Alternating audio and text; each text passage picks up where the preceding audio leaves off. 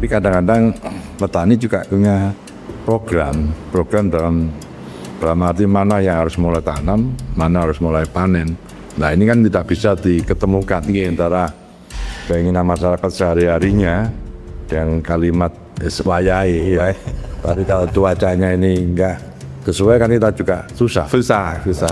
Dengan adanya cuaca ekstrimnya juga dampaknya bukan karena cuaca alam, tapi dampak manusia juga pengaruh. Seperti lahan pertanian itu sudah berubah menjadi lahan beton ya. Ini juga dampak juga. Itu hanya peran pemerintah daerah terutama ini harus memahami wilayahnya. Jangan faktor karena untuk kemajuan daerah harus seperti ini dan seperti itu, tapi dampaknya nanti ke depan. Berarti tidak harus pemerintahnya memberikan stimulus atau membantu petaninya saja ini dalam arti kegagalan panen, ya tetap seperti itu terus. Jadi inti permasalahannya harus dicari. Ya, harus dicari inti permasalahan, tidak harus kita mensubsidi terus. Iya kalau masuk sasaran, harus bekerjasama dengan para ahli-ahli. Para pakar-pakar itu diajak bicara. Masa di satu daerah nggak ada pakar loh. Masalah tanah, masalah udara kan mesti ada. Kalau nggak ada ngambil di perguruan tinggi kan itu. Iya, selesai.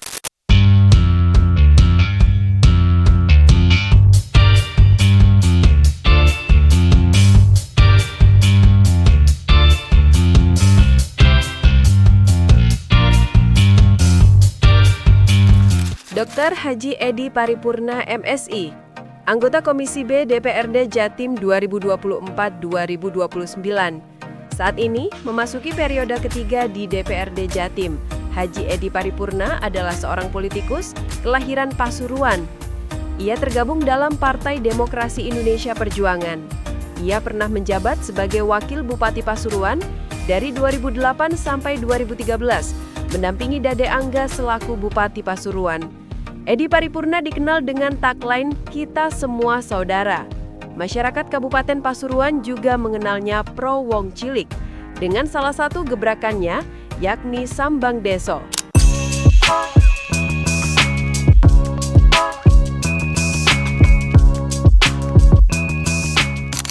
Bismillahirrahmanirrahim. Assalamualaikum warahmatullahi wabarakatuh.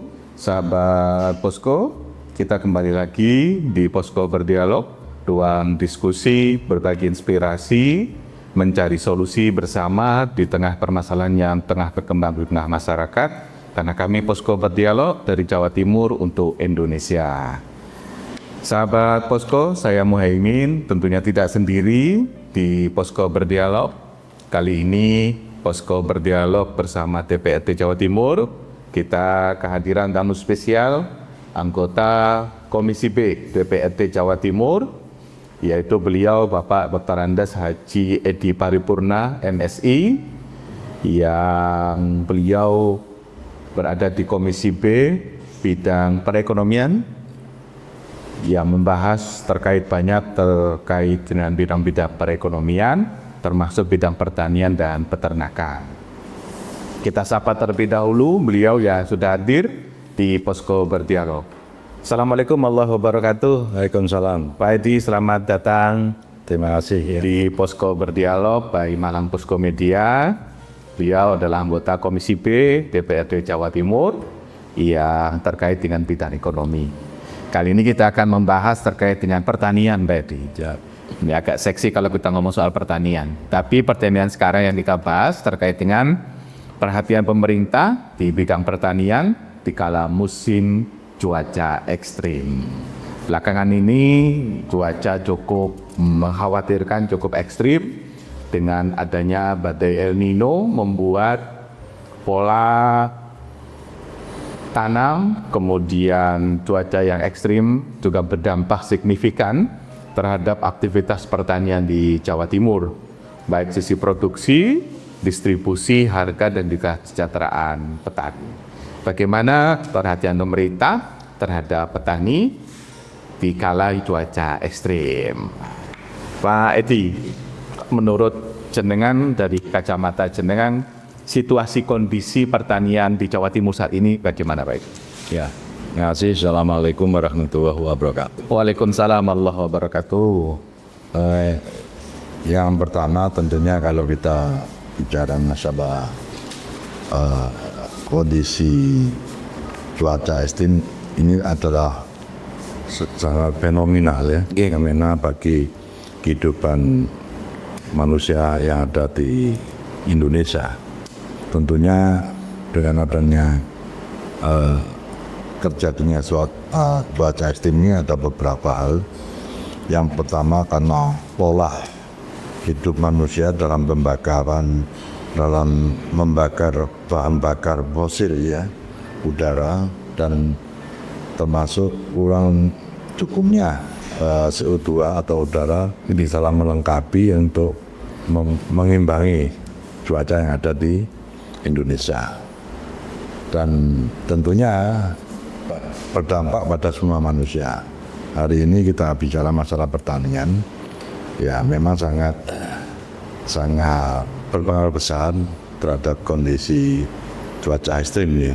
Karena cuaca ekstrim ini ada dua, cuaca ekstrim dalam arti kekeringan atau cuaca ekstrim dalam musim hujan. Dan dampak dua hal ini akan berpengaruh pada kehidupan masyarakat, terutama petani.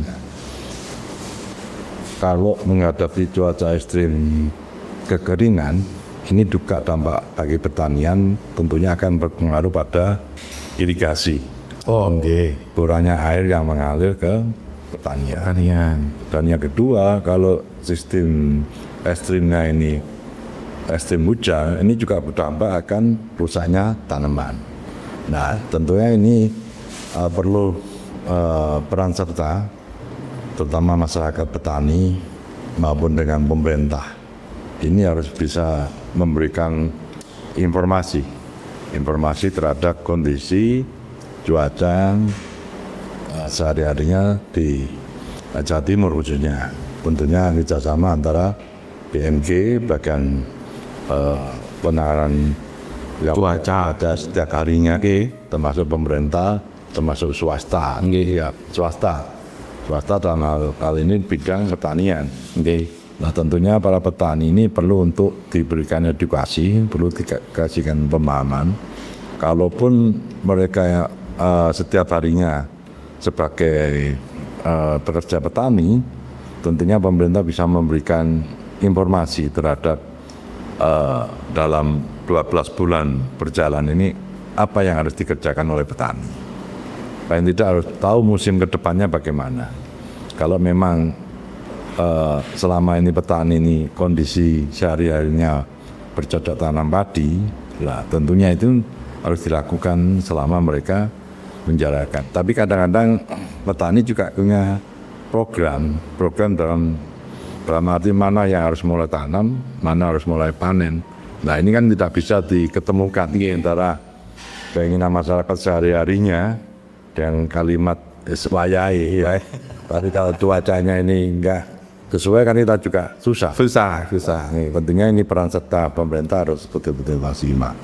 Nah, oleh karena itu kami berharap kepada pemerintah daerah terutama Provinsi Jawa Timur, terutama di Dinas Pertanian, ini harus betul-betul lebih efektif untuk bisa melakukan pelatihan atau melakukan pendidikan terkait pertanian terhadap para petani yang ada di Jawa Timur. Karena di Jawa Timur ini dari 38 kabupaten kota kan semuanya akan melakukan pertanian yang sifatnya satu bidang saja, yaitu garapan saja, tapi ada petani bunga, ada petani padi, ada petani sayur, ada petani buah dan sebagainya. Nah, di situ pemerintah harus bisa memetakan antara daerah yang satu dengan daerah yang lain, apa mereka yang selama ini lakukan. Dalam arti pekerjaan pertaniannya apa yang harus dilakukan.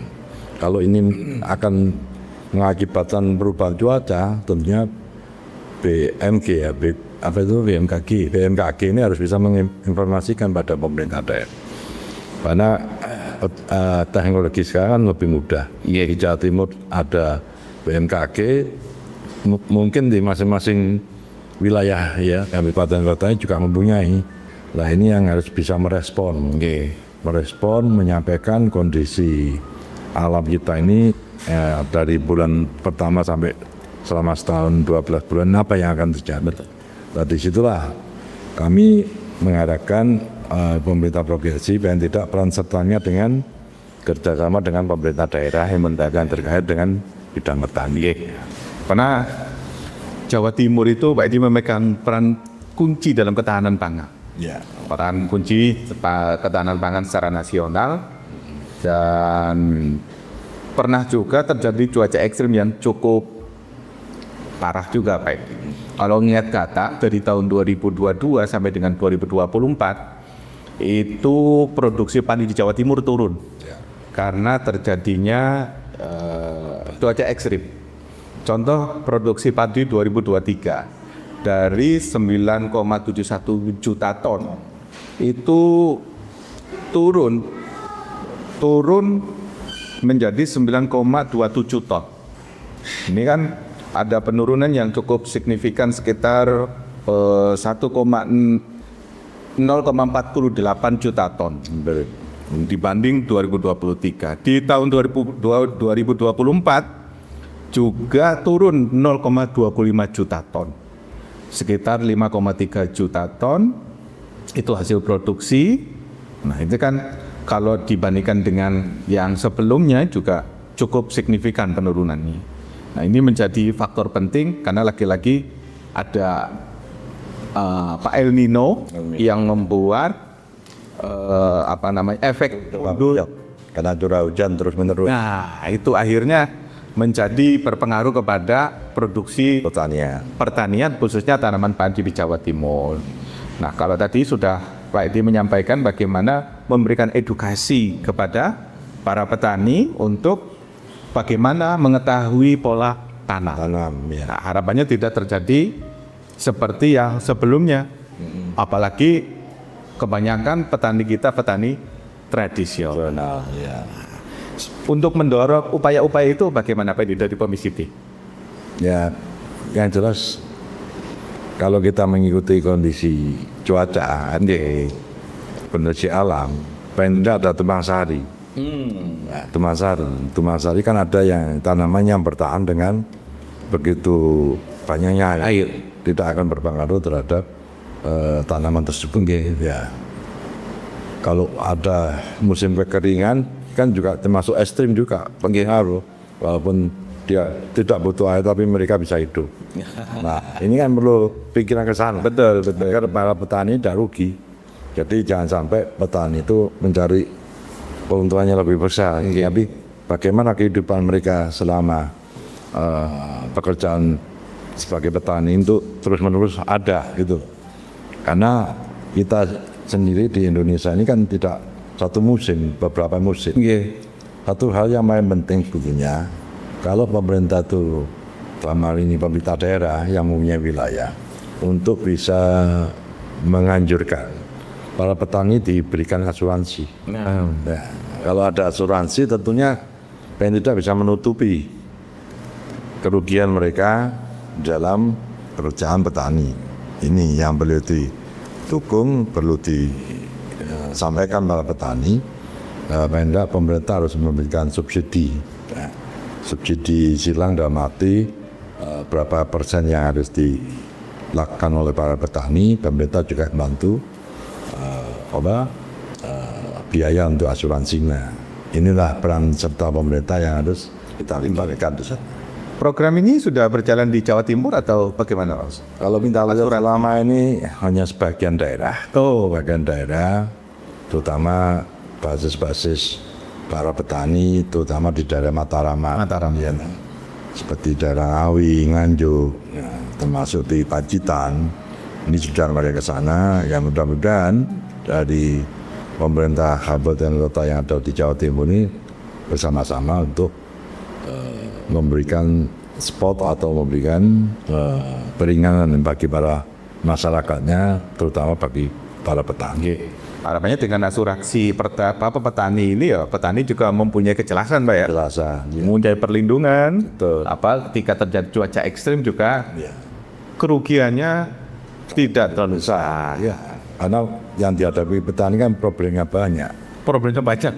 selain Dan harga obat-obatan mahal, harga panennya murah.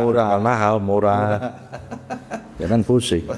sekalinya mau panen, semua ikut panen, harga turun. Waktunya mau panen kena cuaca ekstrim. Ya.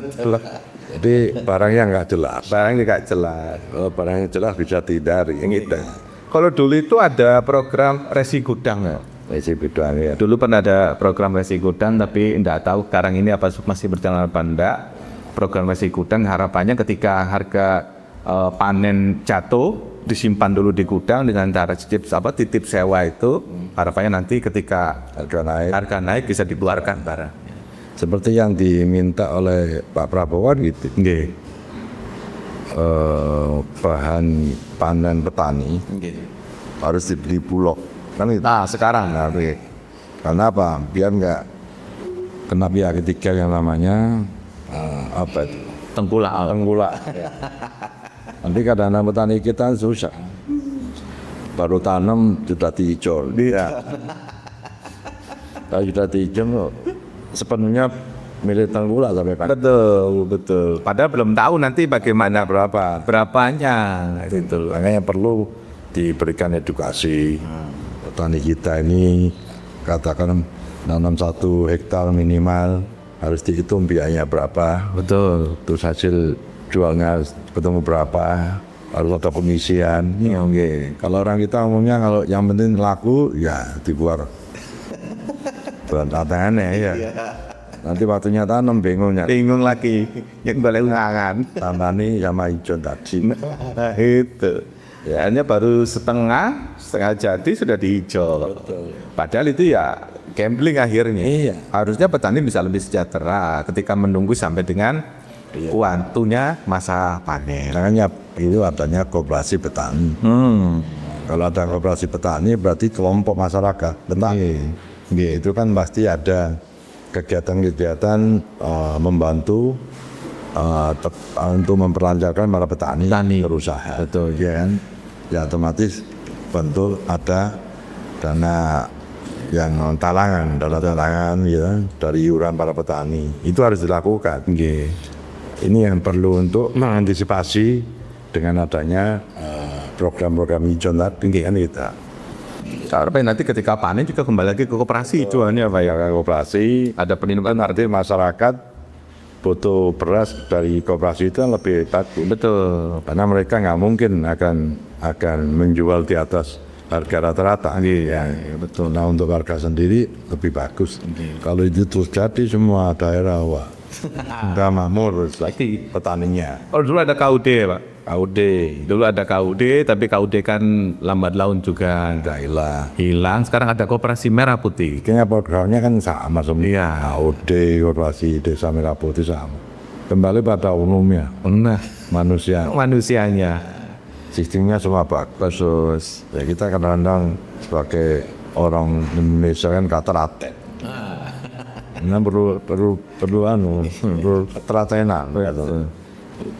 Seringkali kita konsisten dengan ketidakkonsistenannya.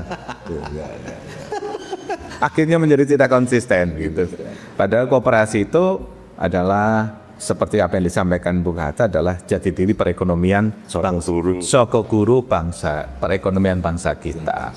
Itu akan kembali lagi kepada kesejahteraan anggota. Karena koperasi bukan kumpulan modal, tapi kumpulan manusia, kumpulan anggota yang nanti kesejahteraannya kembali lagi kepada anggota. Dari anggota untuk anggota. Dari anggota untuk anggota. Koperasi petani dari petani untuk petani. Ya sistem gotong royong itu. Karena kita sebagai masyarakat apa istilahnya yang mempunyai kebersamaan yang ini harus dilakukan. Gitu. Kembali lagi kepada Pancasila. Lah ini Di situ konsepnya di situ. konsepnya ada di sini, sehingga kembali lagi kepada kesejahteraan masyarakat. Jangan sampai petani merasa dirugikan. Karena kalau petani merugi, bahaya. Betul. Apalagi petani kalau tidak mau bercocok tanam. Petani sudah tidak mau lagi menanam padi, petani tidak mau lagi menanam sayur. Apalagi dengan adanya program MBG kayak gini ya Pak. Betul, ya. Makan bergizi gratis, yang harus ada stok masuk sayur, masuk hewaninya. Ini kalau tidak berjalan dengan baik, apalagi Jawa Timur sebagai lumbung pangan nasional. Dengan adanya cuaca ekstrimnya juga dampaknya bukan karena cuaca alam, tapi dampak manusia juga pengaruh. Seperti lahan pertanian itu sudah berubah menjadi lahan beton ya. Ini juga dampak juga. Makanya peran pemerintah daerah terutama ini harus memahami wilayahnya. Jangan faktor karena untuk kemajuan daerah harus seperti ini dan seperti itu, tapi dampaknya nanti ke depan. Berarti harus konsisten dengan tata ruangnya. Tata ruangnya jangan sampai dirubah-rubah gitu. Karena ini menguntungkan, tata ruang dirubah susah. Nanti kembali ke pemimpin yang ke depan lagi bingung hadapi masalah musibah ini. Kalau semakin tata ruang terus berubah, terus diganti Dari kuning ke hijau, dari kuning ke hijau. nggak ada, dari hijau ke merah nggak ada. Merahnya hilang. Ini nggak boleh. Dan apalagi dulu ada jaminan perlindungan lahan sawah. Nah itu kemudian lambat laun dengan adanya perubahan tata ruang juga ada perubahan sawah yang dilindungi itu tadi. Ya termasuk contoh yang sekarang saya baru dengar, kalau Malang banjir. Ini faktornya apa? Iya. Kurang tertibnya pemerintah dan masyarakat. Irigasi saluran air ya ada, dibuat bangunan baru. Betulnya airnya sulit nyari tempat ya. Cari jalan sendiri. Akhirnya jalan sendiri, nerapas rumahnya orang itu.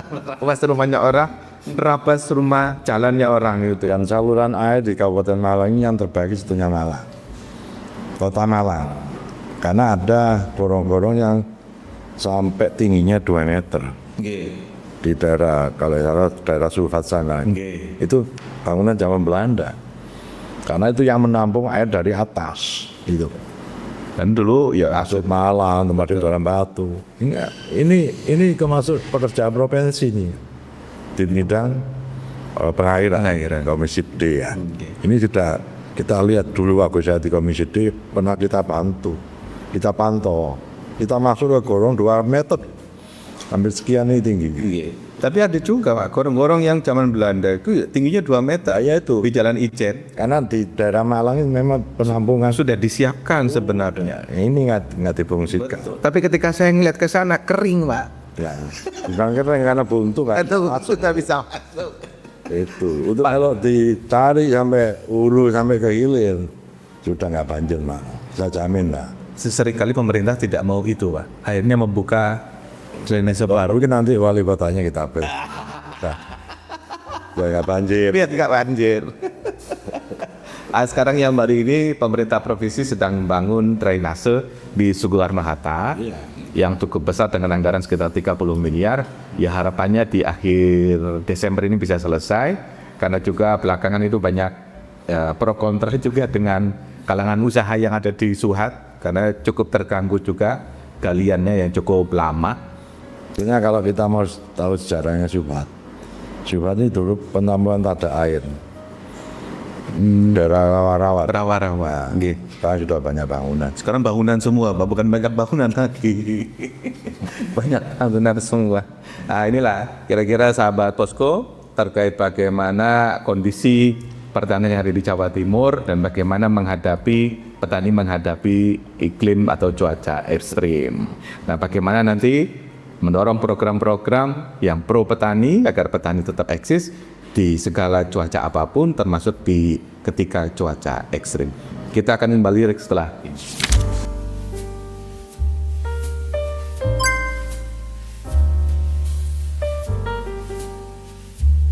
Sahabat Posko, kita kembali lagi di Posko Berdialog.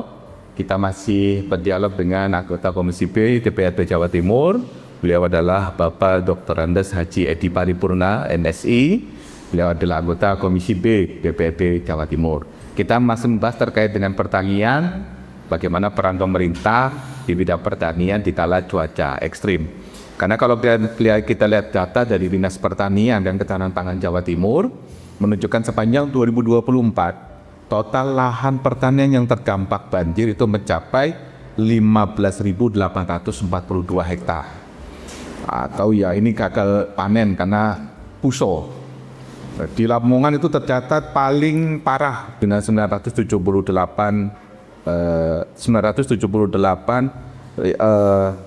hektar terdampak banjir, 398 hektarnya puso.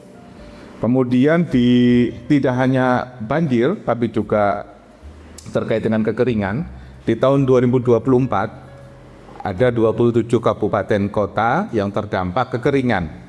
Menurut laporan Walhi itu ada kekeringan, ada beberapa kabupaten. Yang pertama di Kabupaten Jombang, Blitar, Lumajang, dan Pacitan. Sampai mereka menetapkan status tanggap darurat kekeringan karena gangguan berat terhadap pasokan air bersih. Jadi cuaca ekstrim terjadi banjir dan juga kekeringan. Nah, untuk memberikan stimulus yang baik kepada petani, Pak, apakah ada bantuan-bantuan ketika di kala cuaca ekstrim dari pemerintah provinsi khususnya? Itu yang tadi disampaikan kan, bencana tiap tahun yang melanda beberapa daerah. Kunci katanya sebetulnya kalau beberapa daerah yang selalu setiap tahunnya menghadapi kekeringan, berarti yang gagal panen. Kunci katanya satu, harus dibuatkan waduk untuk penampungan air. Karena ini kan program tahunan yang dihadapi semua daerah, termasuk Lamongan. Lamongan bukan karena kekeringan, karena banjir. Lumajang, Pacitan. Banjirnya karena apa? Ya kan itu. Kalau itu bukan cuaca ekstrim. Kalau yang saya dengar Lamongan itu hampir tiap tahun pasti banjir. Pasti lah. Nah, ini harus cari solusinya terhadap pemerintah daerah termasuk provinsi. Tidak harus pemerintahnya memberikan stimulus atau membantu Petaninya saja. petani dalam arti kegagalan panen. Ya tetap seperti itu terus. Ini inti permasalahan. Ini harus dicari. Ya, harus dicari inti permasalahan. Tidak harus kita mensubsidi terus. Iya kalau masuk sasaran, enggak. Datanya Harusnya kan mudah saja tuh. Seperti satu bidang ini bisa kelihatan. Harus kemana air ini? Ya. Kalau sana kurang air harus kita berikan apa? Harus membuat waduk. Iya kan, itu untuk penyimpanan air hujan. Sebab itu saat musim kekeringan baru dibuka, otomatis mereka kan.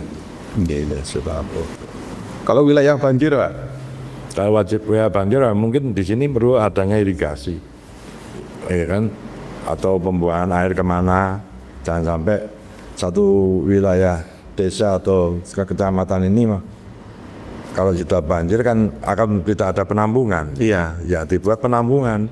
Iya lah, penampungan bumbung gitu ya, penampungan bum. Iya. Kan kalau penampungan mesti harus mencari jalannya air kemana. Kan mesti turun. Nah, daripada nanti turun ke persawahan masyarakat, ya mungkin ada harus dialirkan kemana. Iya, karena banjir ini tidak cukup dengan air hujan yang ada di tempat persawahan, tapi menuju ke wilayah lain.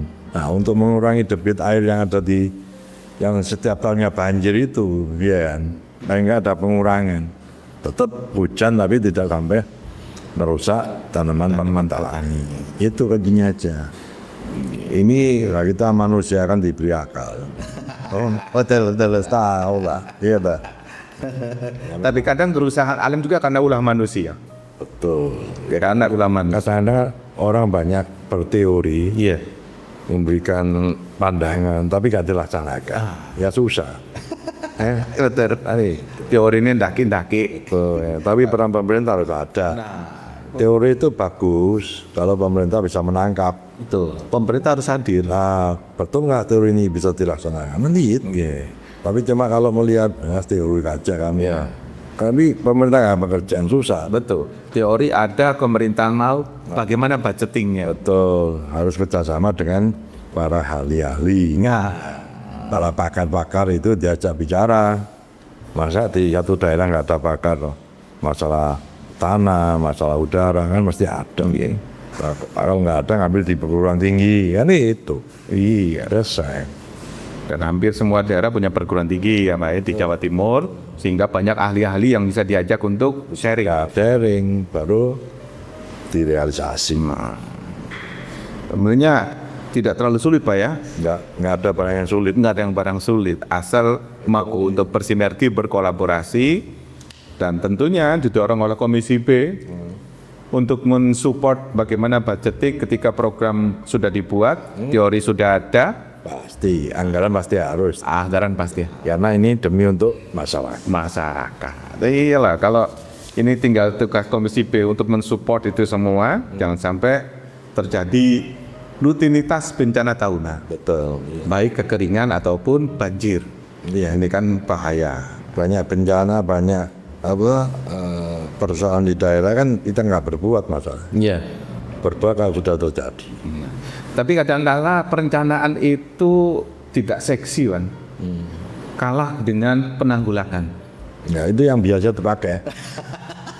Kalau ada kejadian baru Baru kejadian ditanggulangi. kita harusnya kejadian itu harus ditangani. Kalau Disiapkan tempatnya, wadahnya. Begitu terjadi aman juga.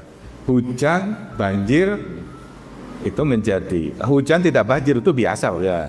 Tapi ketika hujan banjir berulang-ulangan baru orang rame tak. Padahal ini perencanaan bagaimana mengatasi banjir itu kan luar biasa. Perahnya itu Perannya itu. sebelum kejadian. Tapi kadang-kadang tidak seksi gitu loh. Karena nggak kelihatan kerjanya gitu loh. Ini yang cara-cara itu yang harus dilakukan. Nah, betul. Kebiasaan itu yang harus dilakukan. Harus perencanaan itu harus lebih matang, antisipasi harus dilakukan. Termasuk mitigasi bencana agar tidak menimbulkan resiko yang lebih besar lagi. Karena yang jaga daerah, yang bertanggung jawab di setiap tempat daerah kan semua ada. Nggih. Termasuk para pemerintah kan sudah punya orang-orang yang di bawah. Ya, Iya dah. tidak bekerja sendiri lah. Sampai di tingkat RT kan juga ada bagian yang tanggung jawab di tingkat wilayahnya. Karena ya, kalau saling informasi, saling mau nyikapi apa yang diharapkan oleh masyarakat itu harus cepat ditangkap. Pasti bisa dilakukan. Pasti itu. Karena yang lebih tahu kan mereka. Orang-orang yang di lapangan, masyarakatnya kan Gimana hanya nunggu apa yang mau tak kerjakan. Apa yang mau kau minta nih. harusnya memang dari bottom up ya, Betul, dari bawah. dari bawah dan jangan hanya dari top down, apa maunya pemerintah, apa maunya pimpinan, sehingga dilakukan tidak sesuai dengan apa yang diharapkan oleh masyarakat. Yang penting maunya masyarakat. Nah, Ini kadang-kadang terbalik, maunya pemerintah. itu ya itu tugasnya Anggota CPSD, kalau baik tujuannya kita dukung kok. Kadang-kadang orang karena PDW. yang bahaya ini kalau top down ini. Jadi maunya pemerintah, Harusnya bottom up dari bawah. karena bagaimanapun ya masyarakat di bawah yang paling tahu apa kebutuhannya. Pemerintah hadir untuk memberikan perlindungan kepada para petani, apalagi di daerah ya cuacanya tidak menentu. Baru-baru ini kan juga pemerintah Jawa Timur melakukan modifikasi cuaca dengan cara memindah hujan, atau juga hujannya ditaruh di laut. Urusannya pawang loh. Oh iya. Ini pawang teknologi nih Pak. Pawangnya teknologi menggunakan pesawat ditaburkan garam. Nah, kalau pawang beda mana gitu kan? Nggak bener dupo ya Pak ya. Pawang canggih pakainya pesawat terbang. Dengan menyemai awan-awan kita, awan-awan yang berpotensi untuk hujan. Banyak bencana kan karena yang merusak manusia. Ya, contoh di Sumatera. Ini memang wilayah rawan bencana. Tapi sudah rawan bencana. untuk pencegahan bencana dirusak. Itu potongan pohon, sudah terbukti sampai kintir-kintir kemana. Iya lah, itu begitu banyaknya itu loh. Oh ya, kan tinggal ngirim aja kayunya. Kan kiri, ngirim kemana itu? Ini sudah potong macam. Itu bukan karena alam, alamnya marah. Alam.